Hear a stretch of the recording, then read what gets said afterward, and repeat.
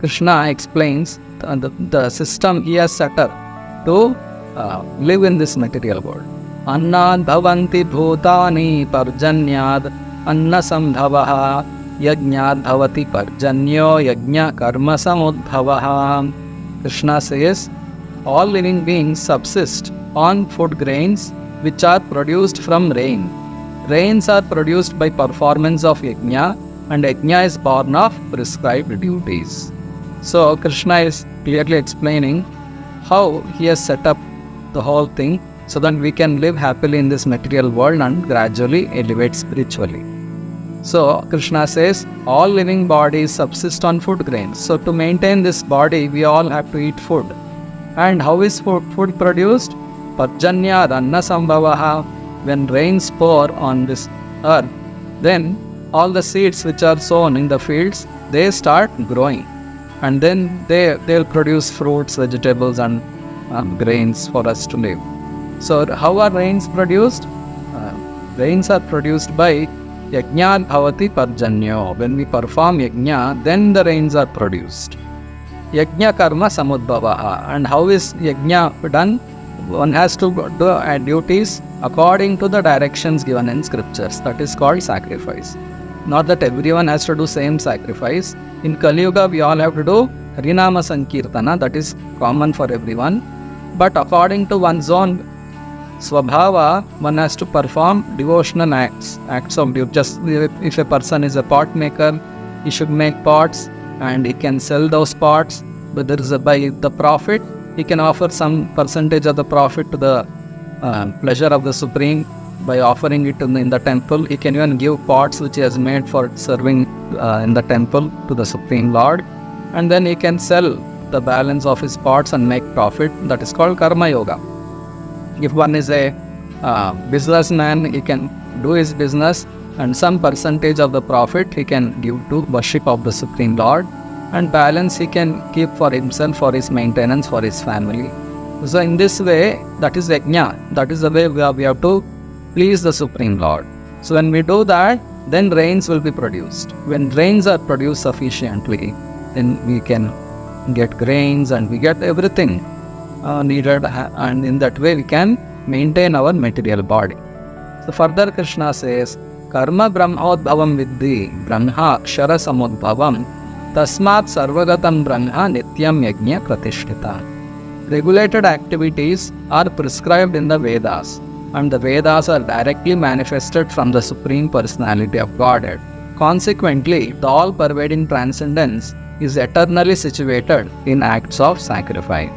So, Karma Brahmaodbhavam Viddhi. What we have to do is given in the Vedas. Karma Brahmaodbhavam Viddhi. Brahma means Vedic instructions. And Brahma Akshara Samudbhavam.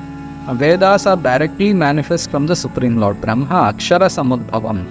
And then Tasmat Sarvagatam Brahma Nityam Yajna Pratishtitan. Therefore, the all-pervading transcendence is eternally situated in the acts of sacrifice. Because we all have to act, we have to act according to the directions given in the Vedas, and Vedas are given by the Supreme Lord Himself.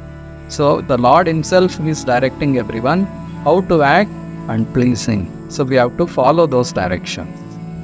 And then, Evam pravartitam chakram nanu vartayati hayaha aghayur indriyaramo mogham parthassa jivati.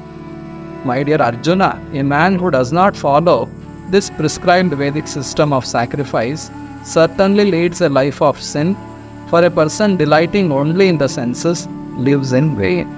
So, clearly Krishna is telling that, Evam pravartitam chakram nanu vartayati yaha. If we do not follow this system of performing our prescribed duties as a sacrifice for Vishnu and then living in this material world, then aghayur indriyaramo, we will have to lead a sinful life. People nowadays are performing lots of sin just for the sake of sense enjoyment. And mogham parthassa jivati, that type of life is actually a waste. It's a person delighting only in senses lives in vain, because human life is so valuable.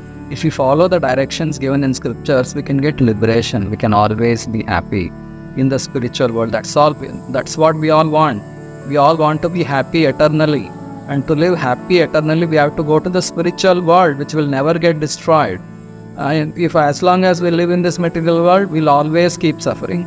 So we can achieve that highest perfection using this human form of life. If we do not use this human body for the best result and just use this body for sense enjoyment, it's actually a misuse of this valuable body, because we didn't fully use it for achieving our ultimate purpose, which will solve all problems of life.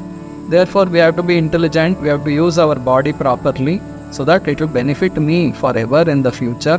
I want to live happily forever. That is the desire of everyone. So why not? We should work for it. We have to use this body. First understand what is God, who am I, what is this creation, why God created me, what is my role, how should I act, how should I not act. We all have to understand this first. Theoretical knowledge is important, and then we have to also follow that theoretical knowledge. Jnana and Vijnana, both are important. So therefore we have to read Bhagavad Gita as it is written by Srila Prabhupada very clearly. Srila Prabhupada has explained all these things in the Bhagavad Gita and the purports.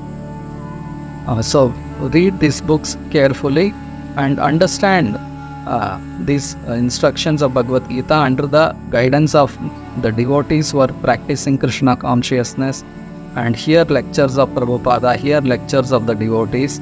They're all available now on the internet, on the YouTube. We can take the advantage of all these resources given by the Supreme Lord and elevate ourselves spiritually for our own benefit, for our own pleasure. So we will stop here. We will understand the next two sections in the upcoming videos. Hare Krishna.